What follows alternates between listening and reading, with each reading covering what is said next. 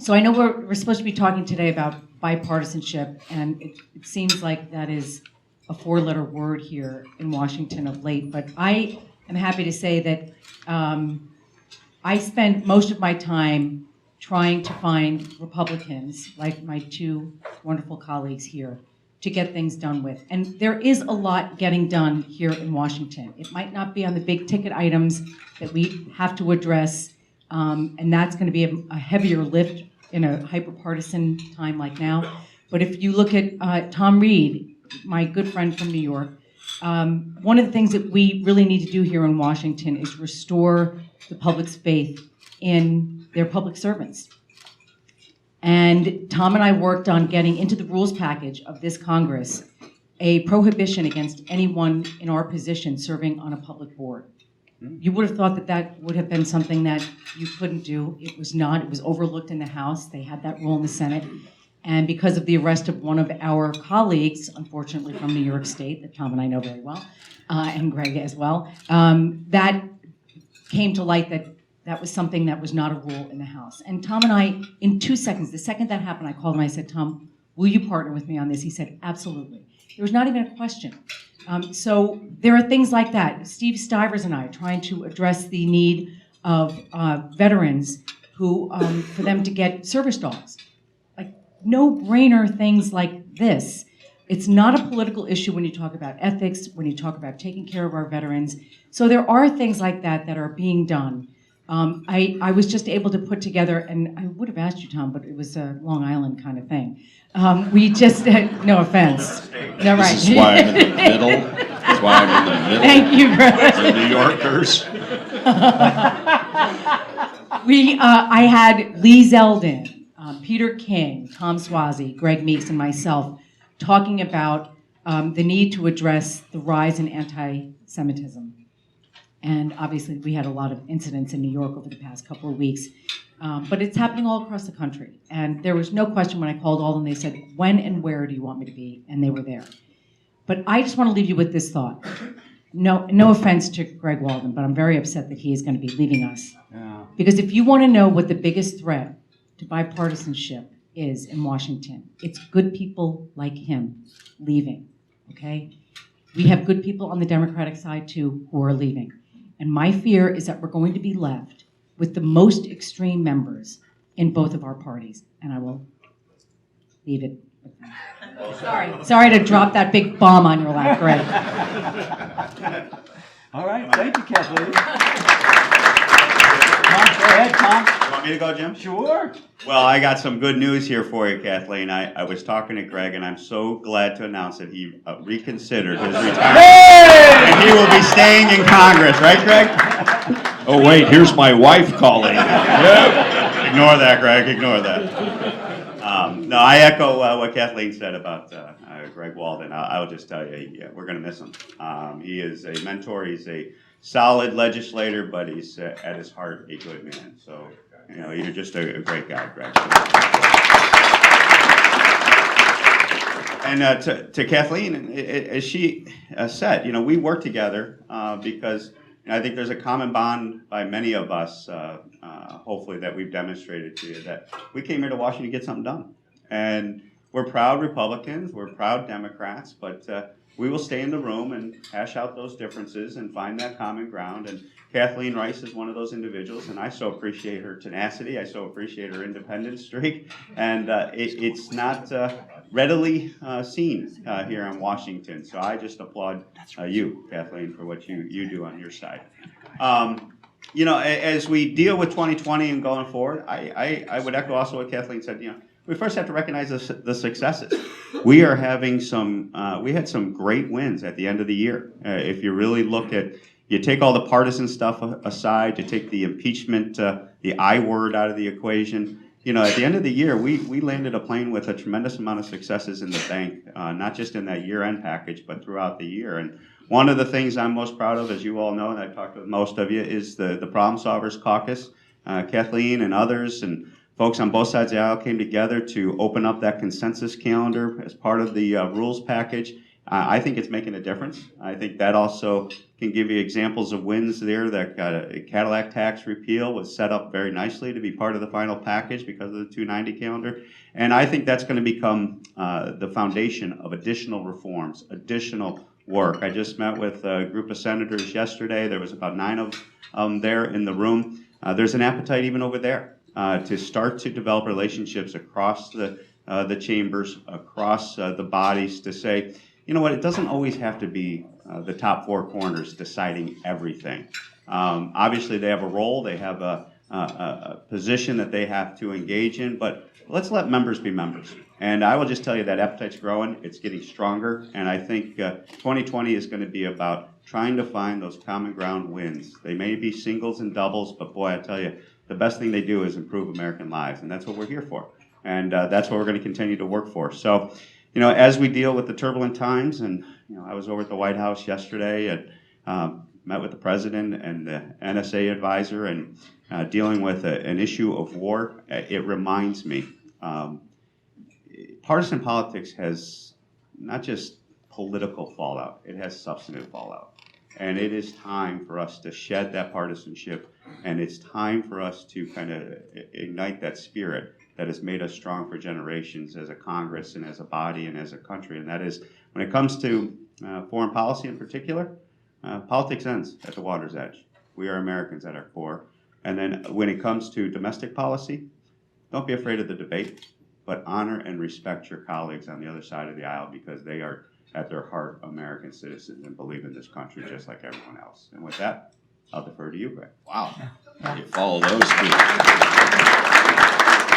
Well, thanks to both. And it's, I would say it's always easier to be about bipartisanship when you're in the minority. And reform of the institution when you're in the minority, which is why the work that Kathleen's done has been really outstanding. Because when you're in the majority and trying to change things, and all, it's a lot harder. And so I very much appreciate your leadership. Oregon and New York have another thing in common, at least sort of. Tom and I actually share the same barber, and he's my Folic role model, and yeah, so it's a great thing.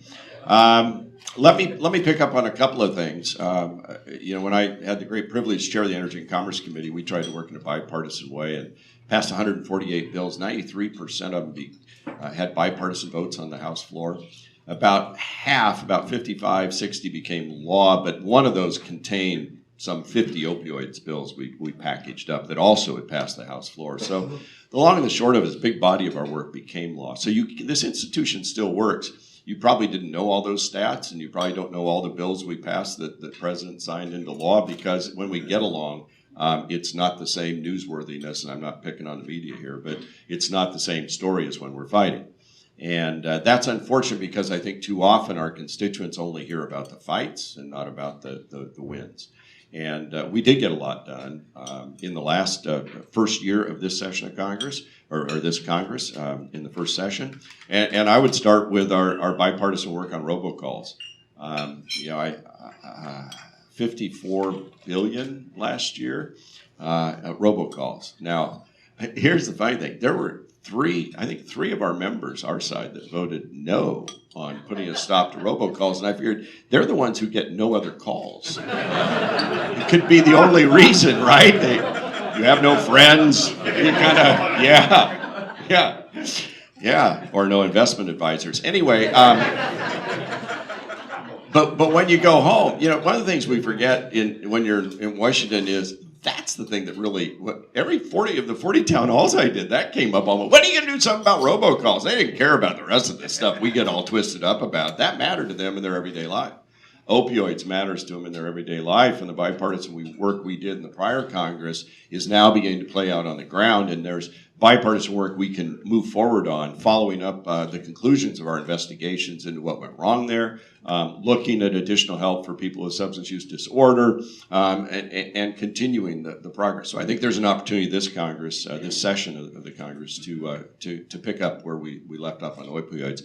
I've always believed that after you pass a major body of legislation, you have an obligation to go back and say, did it work or not? And what do we need to do? What did we miss? What did we leave behind? What could we get done? So opioids are a piece of that. I see Greg Harper and the work that we did on autonomous vehicles. And we got it through the House, I think unanimously or thereabouts. Unfortunately, then it ran over to the Senate and into some problems there last Congress. But we're starting again for AV work. America should lead by having national standards for autonomous vehicles. By the way, and so there's good work going on there. We should do the same thing on privacy. Privacy rules should not be dictated by your zip code. I mean, it turns out, this will surprise, this is kind of news if you don't hear anything else, the internet crosses state lines. Who knew? The internet, yeah. Hey, when I was working on the Hill, it was 300 baud, it was a phone, and you put it in a cradle. Jim remembers this, and we had... still have one. Yeah. It's unhackable. Yeah, that's true. So, I mean, we're working with Mishakowski and Representative Pallone, Chairman Pallone, on the outlines of a privacy bill that could be across the country, and all of that. We can get into detail later, but suffice it to say, privacy really matters. What's happening in Europe really matters when it comes to GDPR, but moreover, what the court may or may not decide there about whether our privacy law is adequate and the Privacy Shield can stand. Because it turns out this internet thing crosses the ocean too. Who knew? So we've got that going on. Then you have sort of the whole issue we passed out of the House on internet security and helping our small ISPs be able to take equipment out of their networks that we believe opens the door for bad actors to do bad things. And so that's moving forward, but we have to have security of our networks. And as we all think about what's going on right now in the world and the capabilities other countries have to inflict harm on us, cyber is one of the biggest threats that we face. And so that has to be foremost. And then I would say energy as well. When I watched yesterday as the president was speaking, I think it was, I don't remember what channel we had it on, I assume Fox, but it might have been MSNBC or something, but they had another panel up showing crude oil prices. And I'm old enough to remember when the Arab oil embargo took place and oil went through the roof, and I think we went from spending 29 cents a gallon to, probably 60. But yesterday it peaked up over about 63, 4, 5, something like it, and that came right back down. And that's because of American innovation, ingenuity, and development of energy here in America, which has made us the energy king of the world.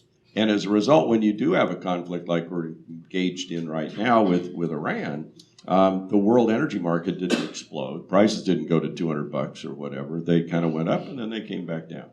And so I think that's important for geopolitical purposes. It's important for economic purposes, and it's a lot easier to fill up your tank of gas when you can do it whenever you want, as opposed to back in the 70s when it depended on whether your license plate was odd or even numbered, whether you could fill up on an odd or even numbered day, and you waited in line. So American energy independence, there's more work to be done there. Cybersecurity, there's more work to be done. Privacy, opioids, I just think, and then I'll conclude with a couple other big ones, and that is I still believe there's ability to find common ground on drug pricing that doesn't chase innovation out of our laboratories and from our scientists. And I believe surprise billing is really important to get done too. 1 out of 5 visitors to an emergency room gets stuck with a surprise bill. And we didn't ask for this problem, but we have it, and we're going to fix it. And Chairman Pallone's been terrific side by side with us, and Lamar Alexander and Senator Murray. So there's more to be done. Let me stop with that, though, so we can move into questions. And again, a big shout out to Jim and Terry and the whole team for doing a great job at Ripon. Thank you.